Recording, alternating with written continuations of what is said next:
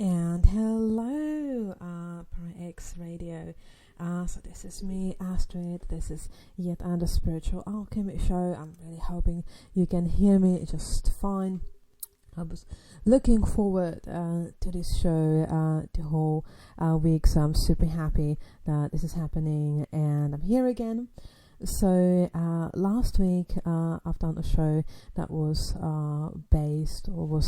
aimed at working with crystals, and what I realized and seen soon after is that loads of people like this topic, and there was actually loads of questions at the end of the show. So I decided to turn it into a series of 3 shows. First one was the last week's working with crystal. This week's show is about working spells and magic and rituals with crystals, and the next week I'm going to have a whole show on creating a power spot with crystals and power and crystal grids, as I believe that's such a strong topic, and I love it so much that I believe that kind of deserves his own topic. For those who would be interested, what I'm planning to do after this crystal series is finished, I actually decided to do a practical spiritual show on working, a series on working with spirits. So after the next week power crystal grid show, the show after will be about working with spirits. So I thought that's such a funny thing to do, as this is Power X Radio Network, and loads of people who are listeners to this show are interested in paranormal, to kind of have a look at what is the occult or witchcraft perspective on this topic. And obviously we are going to talk about how to work and not to work with Ouija boards, and this show is going to be quite aimed at practical steps that people who are interested in paranormal can take to eventually communicate with the spirits. So that was the introduction. I'm really happy for everybody who is listening here right now. Welcome everybody. Hoping you hear me just fine. So first is a disclaimer that obviously my opinions are not the opinions of Power X Radio Network, which is a very nice network for very lovely people, and obviously I am mean and rude. So please, this is my opinion, so it doesn't have anything to do with the lovely people of Power X Radio Network. So that's what I was kind of the introduction. I was kind of to pick up when I kind of left the show last week with the introduction, working with crystals. Obviously I'm going to leave the 10-15 minutes of the show at the end of it, especially for answering the questions about crystals, because last week I had quite a few, and seems that topic that is really interesting to a lot of people. So why crystals? Why to talk about that? My opinion is that I believe that crystals, couple maybe 10, 50, I would say maybe past 40 years, and especially past 10 years, I would actually say they actually have a quite bad reputation. From my perspective, I'm seeing crystals as something that tends to be connected quite strongly to fluffy new age communities and love lighters, as sometimes they've been called, and they got this idea of females that basically have starting to be almost socially and emotionally addicted to crystal hoarding, and I think partially it got this bad reputation as something that is girly, something that is kind of not supposed to be taken seriously as a regular practice. And for me, it kind of have this quite slightly negative undertone to it. But the truth is that lots of people, and not just females, actually love crystals. I would say from my experience that it's true that how I've seen the way how kind of males tend to work with crystals and females tend to work with crystals might be a bit different, but I'm still seeing it It's a very valuable tool, and I would say it's a good idea just to not to get into that, like, oh, that's just for new age females. I actually know quite a lot of even black magicians, people who are really into dark arts, who actually love crystals. And funnily enough, it's a topic that seems to be a good topic, how to bond over for occultists and magicians across the whole so-called black and white spectrum. So I've seen people talking, people who are very much into angels and all this very super light fluffy stuff, talking about crystals to people who are quite dark black magicians. So I found it was actually really funny, and I was thinking there must be something very interesting and very enticing about crystals if it seems to be connecting people across the whole spectrum of I would say occult or spiritual belief systems. I personally, my path to crystals was not always very straight. For some reason, for quite a big, long time, quite a few years actually, I felt almost repelled by working with the crystals. Much later on in life, I actually realized why was that. I believe that at that time in my life, when I was working with dark energies, my energy just did not want it to be lifted by the crystality of the crystals. It was something that I was supposed to not to go into at that moment. At that moment, I was supposed to work with the dark energies, and crystals always have quite high energy. They have always quite high vibrations. So at that time, it wasn't my time and space. I had to go through that darkness without the help of crystals. And after I kind of went out of that stage of my development, that was obviously quite dark, but I assume and I feel that was great. I believe that the dark moments in our lives are there to help us and push us forward and develop us further. So I definitely sensed that on me, and after that I actually was drawn to crystals. So that's where I actually got into and start collecting crystals. I was given quite a few crystals and start using them for various altar spells, baths, and potions, all sorts of things I'm going to talk about later on in this show. So why crystals? Why they tend to be considered as objects that have a magical charge? We usually tend to underestimate crystals. Crystals are something that its ability to hold energetical charge is actually something that's not idea that New Age movement would come up with. It's something that is scientifically proven. That's why we have a crystal quartz watch, because a quartz holds an energetical charge. So that's why we're using them as crystals. We are using crystals and this ability in many various things in our everyday life. They're used in stoplights, computers, radios, space shuttle, watches, and many other things that where this ability to hold a charge is needed. So this scientifically proven ability was something that was not consciously used in humanity history over centuries and centuries. We know, as I was mentioning in my previous shows, that loads of other cultures were actually making tiny religious figures or statues out of crystals to hold that charge, hold the charge of the divinity, hold that charge of the spell, and they've been obviously used for talismans. So that's kind of one of the first things I wanted to kind of talk about, talismans. Talismans and crystals are used and combined for literally centuries. The idea is that the talisman is it's charged with intention. The intention can be to protect, the intention can be to manifest, but in most cases talismans were made with intention to protect against illness, fire, misfortune, robbery, or just general problems and hassle of a journeying. So we have a whole history of this being used all the way from Mesopotamia, Egypt, China, Babylon, Aztec, you name it. They all had gemstone talismans that were meant to protect the carrier. Doesn't really matter which particular stone or crystal that was, because obviously that was different for each country according to the local availability of the crystals.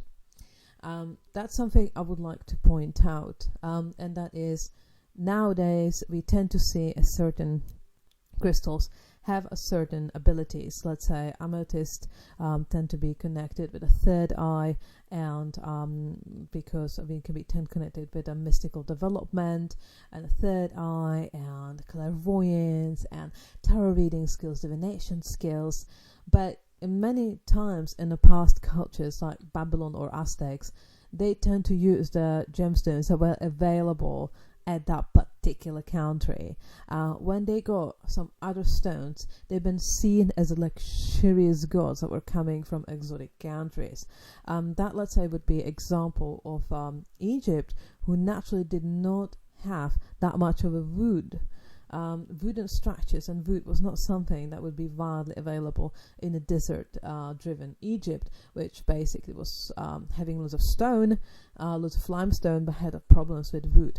So wooden figures were considered as something that was exotic. So when we are considering the historical background of what certain crystals are actually used for centuries, we have to also take in account the actual cultural background, how and why was certain stones used. Especially we can think about jade and China. Obviously jade is a widely available gemstone in China, but very rare, let's say, much more rare, let's say, in Europe. This is kind of an idea that is penetrating all a different culture, that they kind of picked the stone that was available in the region, or eventually stones that have been carried to them by as exotic gods from other nations. But they all been using it, and they all been using this idea that it can hold a charge. Speaking of which, I would like to actually start this show actually explaining how to charge a stone, how to charge a crystal stone. We all know that, as I mentioned previously, that the stones does hold charge, but not many people actually know that those can be charged with intention. How to charge a crystal, that's will be your first step for every magic, every ritual you will ever decide to do with a crystal. Usually you can just pick a stone that you feel drawn to use for that particular spell or ritual, or if you're not sure, people usually go with crystal quartz, as it's translucent and has no color, reflects, and usually is crystal clear. So that clearness of that crystal is kind of giving more space to be programmed with intention. I know people who are only charging and using crystal quartz for any ritual magic purposes, spell purposes, and I know people who are using various different colored stones. So I would say, have a look, listen to your intuition. What's your intuition telling you? Is it telling you that it makes more sense to only use crystal quartz, a stone that's pure and clear, or does it telling you that it makes more sense to use a stone that naturally has already a pre-programmed color, pre-programmed frequency that you can use for your particular spell? So if you're holding the stone that you want to charge, let's say we want to make a talisman. So I actually created a special recipe for this show, and that is special protection talisman, because the summer is coming slowly but surely. So I decided how to make like a fertility talisman, because we are going to have Valentine and summer and spring. It's all coming. So for Valentine, we want to make fertility talisman. So how to do that? So you had a crystal, as I said. It can be a crystal quartz, or can be a rose quartz. That one is usually traditionally connected with love. You can also use any stone that is pink or red, if that's the colors you have connected with love. If you have connected other colors with love, some people could prefer green because that's the color of the heart chakra. So if you prefer that, then I would say go for that color. Some people as a love stone will use a green stone. Some people feel red stone just feels right, like a blood, like a heart. Yeah, pink stones would feel better as a gentleness and love for other people. So listen to your intuition and pick the color of the stone that makes sense to you. Then hold it in your hands. You can either hold it in one of your hands, or you can hold it in both of your hands. Again, go so it feels right, and you imagine energy and intention that you are sending as a flow of energy that's flowing through your body into the palms of hands, and then you're almost squeezing the energy ball, you're squeezing the intention into that stone. And those stones are naturally built to hold the charge, so they will kind of absorb the charge, they will absorb the energy. In case of this talisman I'm talking about, we are imagining that the person is telling us that she or he loves us, or we can imagine there is some sort of intention, or there is affection. We can imagine that this person really, let's say, embracing us, or we can even imagine something sexual. That's okay, let's go for it, it's Valentine. So if you feel like that's the right thing to do, if that's what we want to accomplish, if we have an idea that this person most likely is going to agree, let's just put some sexual intention in it. It can be loving intention, it can be just affection. Let it pour out, or can be all of that. Let's put all of that intention, like squeeze it energetically into that stone. Then a good pouch, or good pouch to have it, is that have, let's say, the best one would be a red satin pouch. If you have a red satin pouch, that's absolutely amazing. So we can put the stone in a red satin pouch and have some dried rose petals, because rose petals was actually something that is connected with love for a long time. It's something that's connected with the beauty and love for long time, for centuries and centuries. So we can use a dried rose petal. Chocolate is a well-known aphrodisiac. It actually is proven to be aphrodisiac. So we can maybe put some cocoa beans in it, some flowers. We can put some rose oil on it, or lavender oil, or if you feel like some lilies oil, essential oil, kind of like put it on the bag, kind of like spring it so it smells nice. We can also use a perfume to kind of perfume the bag, and then we can carry this talisman with us on the particular Valentine's Day. If you wish, like taking this spell to another level, what you can do is putting that particular charged stone in a box of chocolate. So you open the box of chocolate, you put the stone in like a tiny little pouch, and you open the box and you eat one of those chocolates that's somewhere in the middle, and then you put the stone instead of that chocolate. That if it's meant to be for a girl, then obviously you can say that it's a nice gemstone gift for her. But what it's going to do is it's going to charge the whole chocolate box with your intention, because the crystal is going to emanate the energy of love and affection, and the other person being affectionate. So it's a very nice aphrodisiac spell. It's quite, I would say, it's possibly this is kind of like borderline magic, I would say.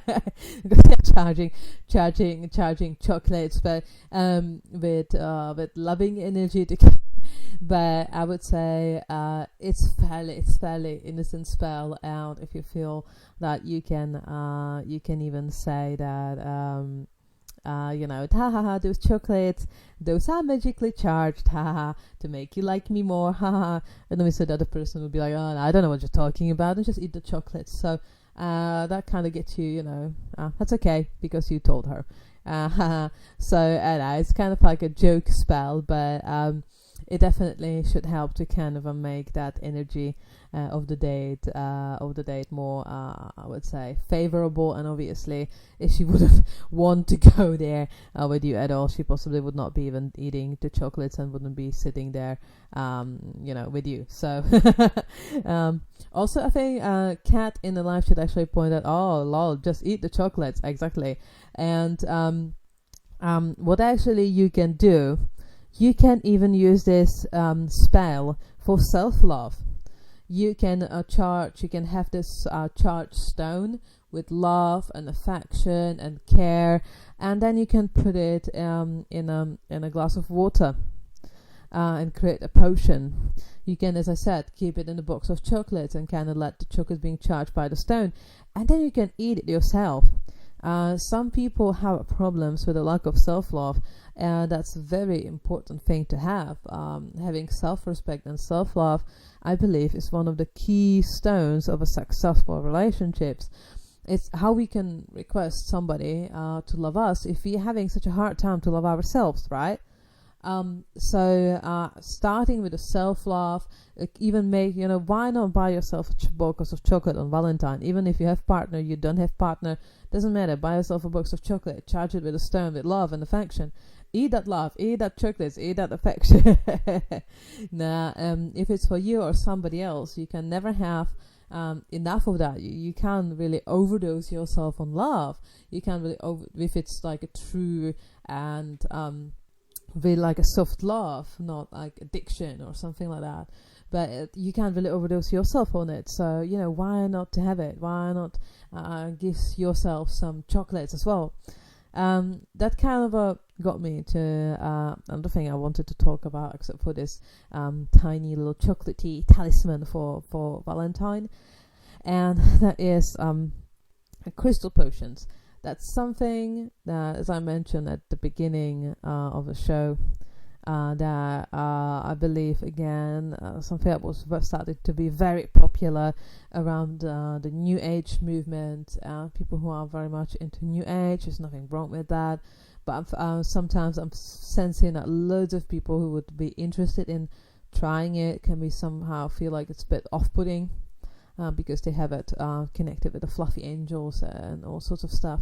And I'm sensing that, again, it's a shame because crystal potions is something that can help in anti-stress, anti-anxiety, anti-depressions, against self-love. It can help with all sorts of problems.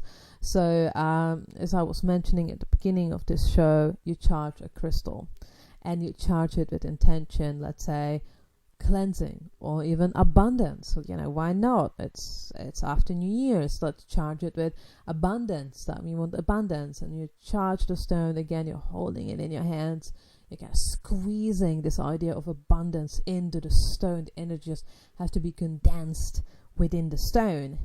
And after this is done, you just got a glass. I would recommend having just a glass, not using plastic cups or metal. And you just put the stone in it in a crystal clear water. You usually leave it there like standing for a couple of hours. You have to cover it, obviously, and then you carefully fish out the stone so you're not swallowing it. And then you drink it. I've heard experience from people that they charge the stone with like a pure and loads of like love energy, and they drink it and they kind of felt overwhelmed by it because at that time their own body just was not used to so much love. They've been actually drinking with that water, so it kind of made them almost like sick, even it was an actual just a pure water that was in the glass. But crystal potions is something I had a great experience with doing for anti-stress and anti-anxiety. mental cleansing. It's great. You can charge the stones with a purity, with a cleansing. You can charge the stones with a positive energy, and then just have it on your table when you're at work and you know it's going to be a hard day. You know, you're going to face loads of negativity, and obviously you are in work, so you don't really have time to meditate, or you just can't go away and do a cleansing ritual. You can't really go and sage your, smoke sage your boss.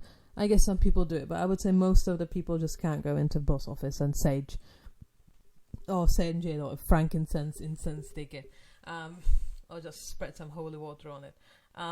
Most people are not in that position, let's face it. So the having like a glass bottle with crystal water that's charged with purity and positive energy. You can even leave the stones. That's actually a great thing to do. You can get a couple of crystal quartz stones and you leave them on your windowsill to really be on the sun. Just let them be on the sun, maybe whole day. Let them really be on the sun, get heated up by the sun, and then just put them in the water. So and make this crystal potion out of those sun charged stones. And while you're drinking it, you will feel how it almost feels like actually being somewhere on the beach. It actually fills you up with this beautiful sun energy that is actually great for dispelling stress, negativity, bad dreams, shadows, sadness. So all sorts of things. This sun water made out of crystals can be actually very, very useful for that particular purpose. Another thing you can do, obviously, is not just to charge a water that you're drinking, but you can also charge water that you are bathing in. Some people obviously don't have baths, but that can be amended, that can be changed. You can have a tiny little bag that's made of a plastic net, and you can just place it under your shower, so the water that's falling on you is flowing through this bag of crystals that's hanging on your shower. Or you can just hold the stones in your hands while you're showering yourself. And but obviously, if you have bath, that's absolutely smashing and would be preferred. So same way how I was mentioning, how you're charging the stones with your hands, putting the intentions in it. You put the same way, instead of putting them in a glass with the water, you're putting them in a bath. And what it does, it's amazing. It's one of the best things to do for a cleansing. Partially, we are all doing that unknowingly. We are all doing crystal baths, and that is if we are having salt bath. We are walking down from work, and we are home, and we are tired, and we are filled with this negative energy from our work environment, and we will crave a bath salt and bath. So what is bath salt? Salt is a crystal. It's just crystal that dissolves in the water and has naturally purifying and cleansing properties. So that's what why we are having this hot bath energy, hot air, fiery energy in the hot bath, and then we're putting the salt in it that has this cleansing properties, and then us full of negative energy from a work or from the environment, we just go into that and we feel this. That's the sound of the cleansing powers of a crystal, salt crystal, cleansing the negative energy and dissolving it in the hot water. Kat in the live chat is asking, what about river rocks?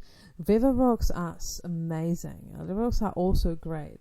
They don't have that, I would say, they're not, if they are not crystals, they can be missing this, I would say, the brilliance, let's say, as crystal quartz can somehow have. But the river rocks will have a slightly different energy.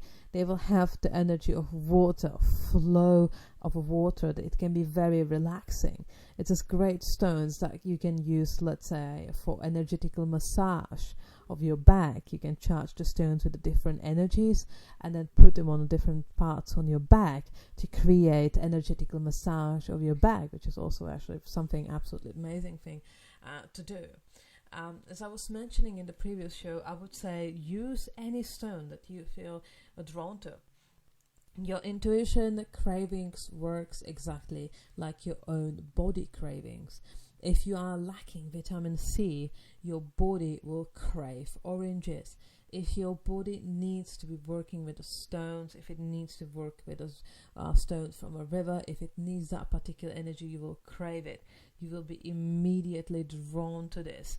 Whatever you need, you will be drawn to this. Any given point, all you have to do is just listen. If I would mention 4 or 5 colors, you will be most drawn to one of them. That's the type of energy that you need in your life right now. Think about what colors you are drawn to. Think about what shapes are you drawn to. Think about what events, people, even TV programs. What is it that you're currently drawn to? That is telling you what you need in life. Ceiling Cat is asking, so beach glass, same thing, water energy? I would say in most cases, yes. We have something that is having its particular shape, because all of these river rocks and beach glass, they all have the shape that was given to those stones by water. It was water to form that shape. So those stones are having very watery energy. So because it was water who created them, they are literally, the shape is created by the water. The stone is what its shape is, and the shape is created by water. So those stones would be great, from my experience, for divinations and anything you would consider to be either female or divination, receptive, something that is absorbing. So if you want to absorb negativity, those stones will be amazing. If you want to absorb pain, those stones, again, they're absorbing. They have this watery absorbing energy. So they definitely have its own use, let's say. But if I would compare it to crystals, crystals tend to, especially if they just have the shape they've been grown naturally into. So some of those crystals will have a completely natural shape. So the shape will be just some sort of like a point. So that's the shape it naturally grown into. It wasn't molded by, let's say, air or water. So those have to have slightly different charging properties. But this will be also literally different from stone to stone. So I would say pick a stone, try to charge it and with the energy, and then you will see, does it hold it well? Does it feel like the energy is just going through it? Is it holding it? Is it not holding it? You might find amazing river rock that you find that holds energy and intention amazingly, way better than any crystal that you have at home. And I would obviously say then just keep using what you have. So far we went through using stones in a bath, protective baths, and potions. But there are many other ways how those stones can be used. I personally have a crystal quartz stone magic wand that I use for various rituals that I'm doing, and it's a great pointer of energy. I'm using it for healing. I'm using it for creating a symbol and drawing symbols in the air. And I'm also creating it on self-healing when I'm channeling the energy through the crystal wand that I'm holding in my hands, and I'm pointing on certain parts of my body, on chakras, to create an energetical charge. I kind of charge that particular chakra to help it align it. And it's one of my very, very precious possessions I have. Another thing I'm using very often, actually, even though it's something that came into my possession just recently, is a crystal skull. There is a myth that crystal skulls were used by Aztecs.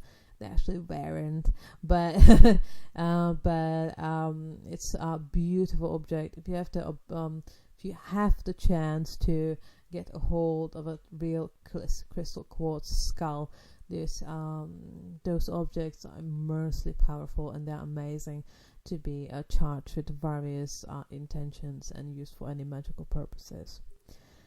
Loads of people who are currently listening to this show, I'm hoping, would be people who love candle magic. Candle magic is a very beautiful way how to start with witchcraft. I see candle magic as beautiful beginners magic. Nevertheless, you can get results with it, and it's a great way how to start with, let's say, magic or witchcraft. And candle magic is usually super easy. You just lit a candle, and I've done one whole show in the past on candle magic, and it was very popular. And it seems like people really love candles, and they're using candle magic unknowingly. They're doing candle magic spells like birthday cakes. Make a wish. That's a spell. Like it or not, you just done a spell. You just done a candle spell. So that's something that we are kind of using, and we all use candle magic anytime we are lighting up a candle when we are again full of negative energy from work. We just go in our room, light the candle, and just let it dispel the negative energy. So that's also a spell. We are letting that energy of the candle to help us to get rid of negative energies. So that's something we are using on a daily basis anyway. And good news is that can also be used in cooperation with the crystals. And that is, you can use crystal pointers.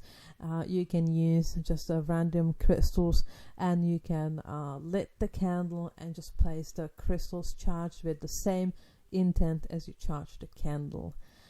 So just place it around it. You can combine it with the crystal grids, as I'm going to talk about it more next week. And you can, if you have a crystal that's a bit lying flat, you can place the magic candle on top of it while burning it. Candles can be also used for cleansing the crystals, as well as they can be used for charging it as well with some energy of the fire and of the heat. So there's many ways how this can be done, and I would definitely recommend to have some fun with it and really experiment in various ways how crystals and their charge or the battery can be used. I know people who've been using crystals for storing magical energies. I know people who've been charging them with the magical energies and then just using them later on to empower a ritual. So if you have your own altar, if you have ancestral altar, if you have any other altar, you can always add some crystals to your prayers, to your offerings, to add some extra strength to it, add some extra energy. It really works like an extra batteries with life and force. So it's all good to have them. Around. So far, I only talked about charging crystals and how to charge them and how to charge them with intention, how to charge them with energy. But obviously, sooner or later, you'll get into the point where we want to decharge them. We don't need that charged anymore. We would like to use the crystals for a different purpose. We would like to use the crystals for maybe somebody else. We would like to give it to somebody else. We don't need that particular spell or that particular intention that it was charged with. We don't need it anymore. So what we are going to do with it?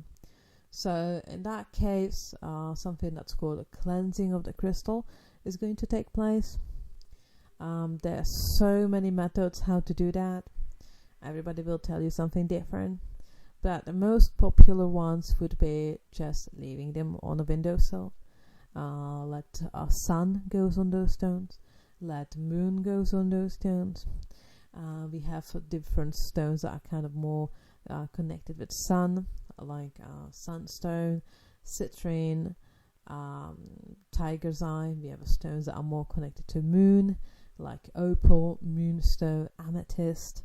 So if one feels like it's going to be better cleansed with moon or sun, listen to your intuition. My favorite way how to cleanse crystals, it would be definitely by smoke. I just kind of like it. I just kind of like to smoke the crystals. So you can hold a sage or frankincense or incense, and the smoke is going up, and you just hold the stone above it, and you kind of bath it in the smoke of the crystal. It's like very, very fast way how to cleanse the crystals, and usually is less demanding on time and energy than loads of other ways how to cleanse the crystals. It's surprising. It was surprising to me how many people are actually recommending to bury the crystal in the ground for like 3-4 months, but some people who are living in a city might not even have a piece of ground where to bury the crystal, number one, and number two, obviously it will make the crystal dirty, and it's just not very practical. So, but if you feel drawn to that, I would say go for it. But for beginner, I would recommend just smoke it with the incense stick or smudge stick, as being, I would say, one of the fastest way. Some people also recommend just kind of wash it under flowing water. You can do that, but some stones, as I mentioned in the previous show, actually does dissolve in water, like salt or selenite. So don't do that to all stones. Make sure you know which stones are going to dissolve in water and which are not going to. So you're not dissolving your precious gemstones collection and let it go directly into your sink. So after you decharge the stones from energy, you can keep them. I would recommend in a wooden box. I never subscribe to any rules being rules, but in this particular case, the wood box is actually a good idea because wood absorbs. Again, it's something that was built to absorb. So let it absorb the energy. Wooden boxes, from my experience, is usually really truly the best way how to store the crystals. And then when you need it, you just pick it up and charge it with energy and use it in a talisman, use it in a bath, use it in a potion, use it on the altar, use it on a candle spell, use it. You can just give it to somebody, or you can just decorate your house with it. You can get the crystal grids, and once you're done with your toys, you just cleanse them with a smoke and put them back in a toy box. So that's pretty much, I would say, in a nutshell, how it works with the crystals.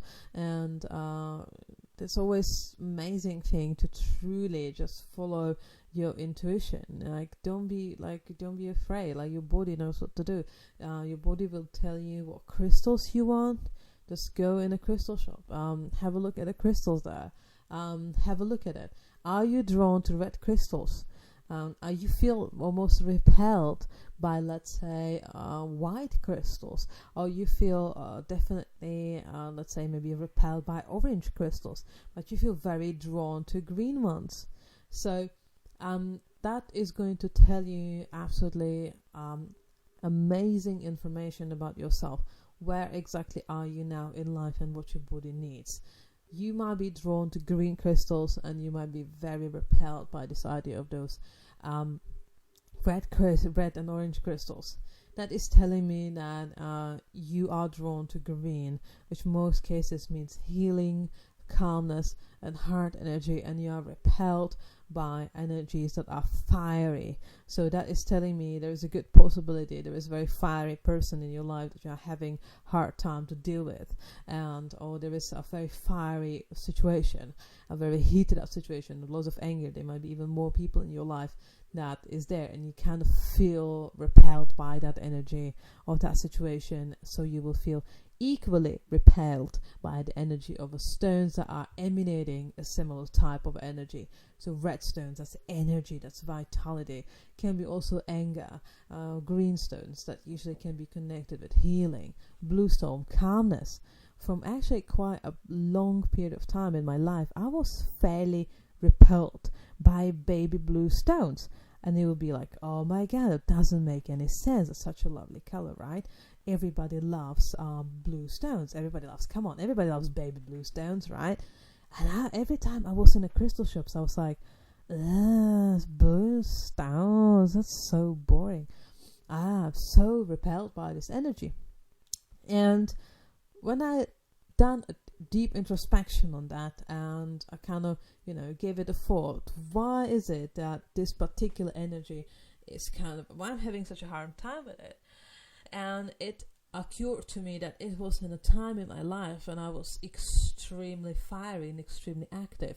I was starting this show, actually, the Witching Hour show, which was the ancestor of this particular show, which was over a year and a half ago, and I felt very active. I felt like I have to be very ambitious and I have to be working 16 hours a day, and this energy of this blue stone is just naturally calming, and that is like calming was something that was just so not compatible.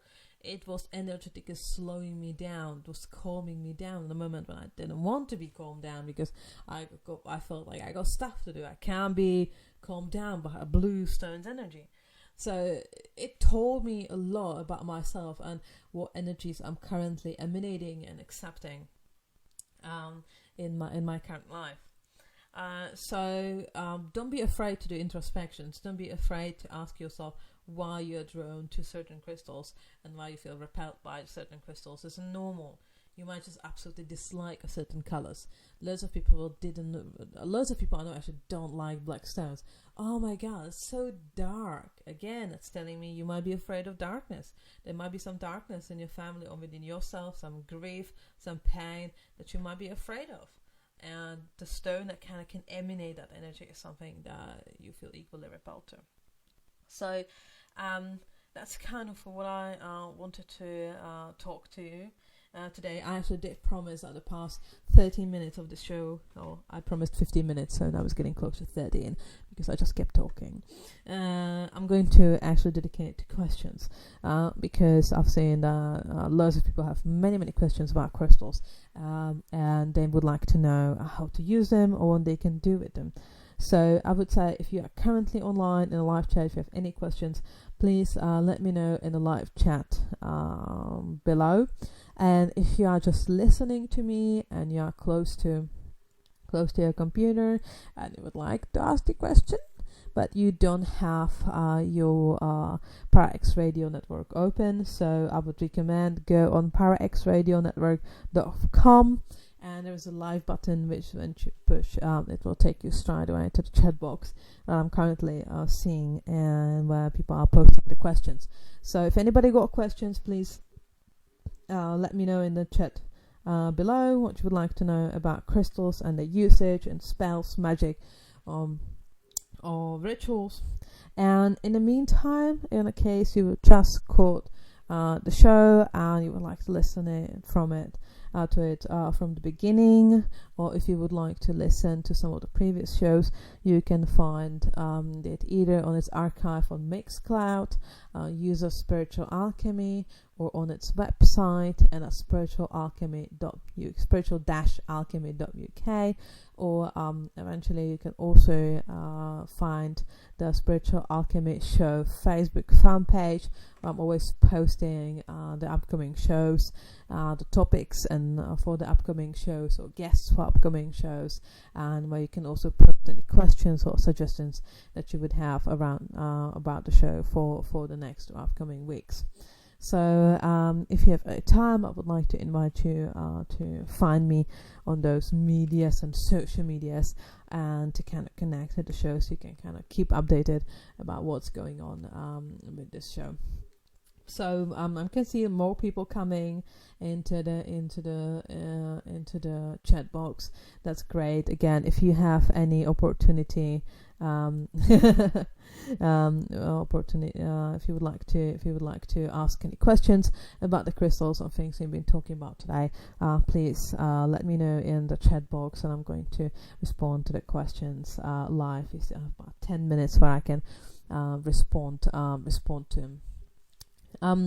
So I'm just kind of waiting if somebody wants to ask any questions.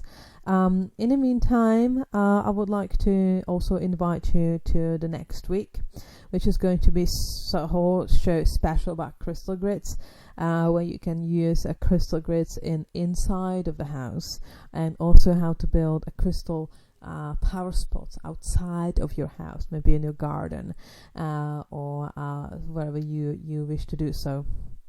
That will be topic for the next show. So definitely would like to invite you, and I hope you will join me next Thursday at the same time on ParaX Radio.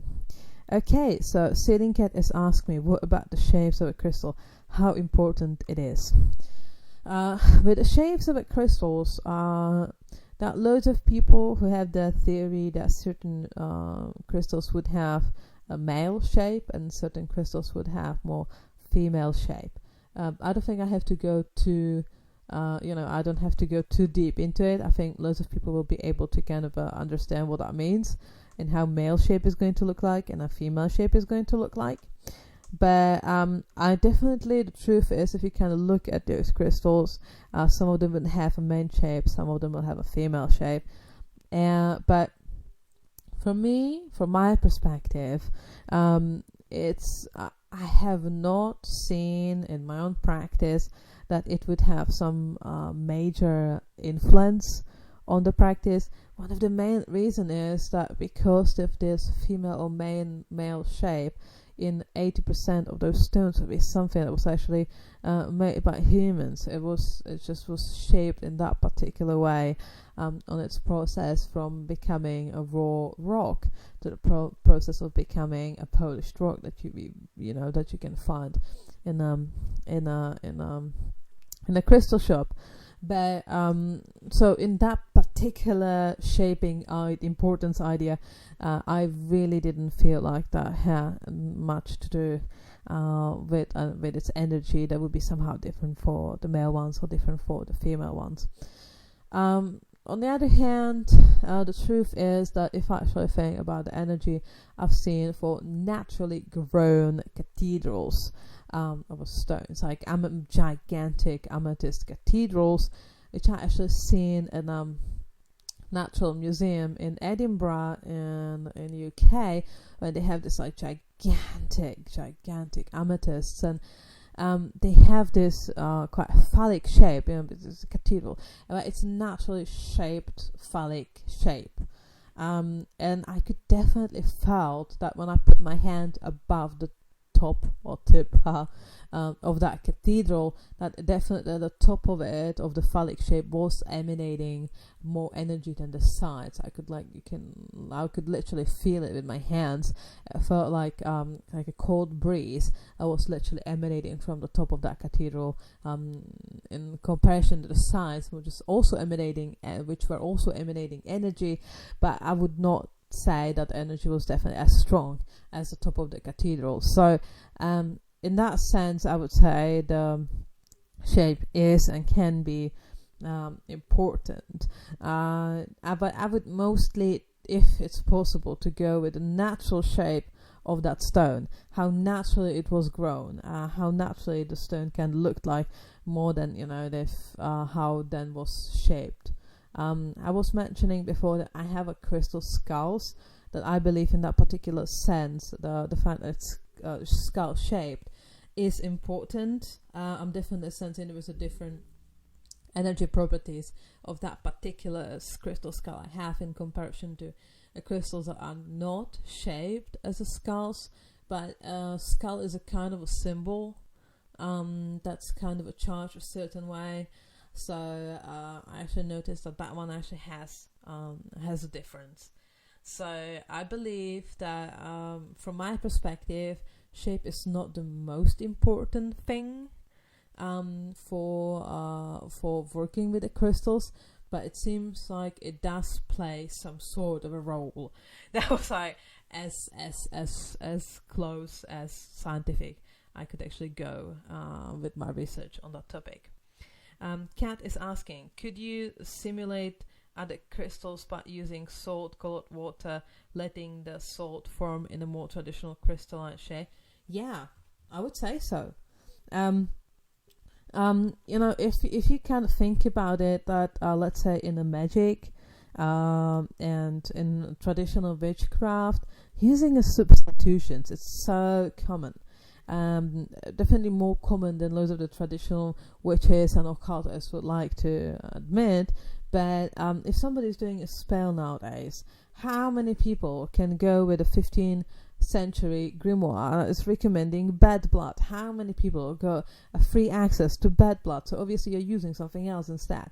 That kind of, resembles it. So I think in that sense, if it kind of have the same look, if it's also kind of have the crystalline shape, which I think that's one of the things that matters, I would say experiment with it.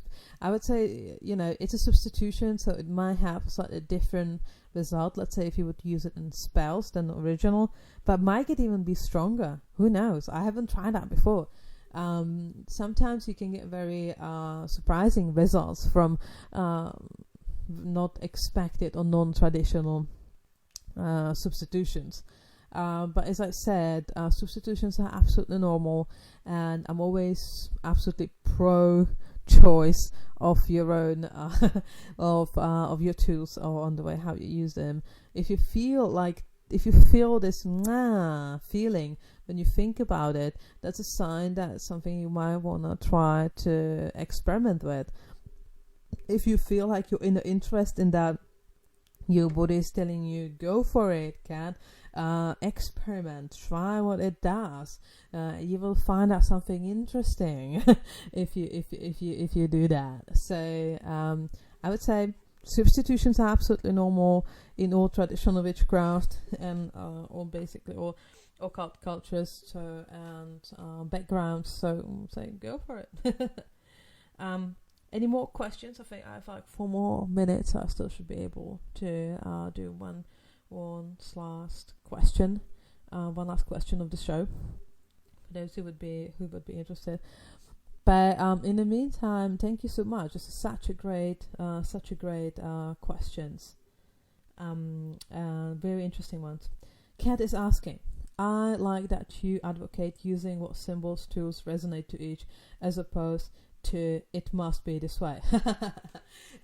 Thank you, Kat. That was one of the core philosophies of my Spiritual Alchemy show, and was one of the reasons why I actually started with this show about a year and a half ago, and that was to inform people about all different traditions, background, approaches to spirituality, and just give them all of those tools and informations, and not really like guide them by their hands, but definitely just give them like a nudges or pokes, and the kind of let them go their own way, where their own intuition is kind of leading them. But more like this show is supposed to always be like a starter of someone's journey, just kind of the first nudge, like, hey, crystals, you want to maybe go and check it out, in a position to like, this is how you do crystal quartz, noon,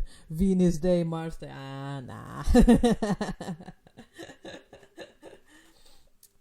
So I'm really, really glad that you feel that way, and that you like it.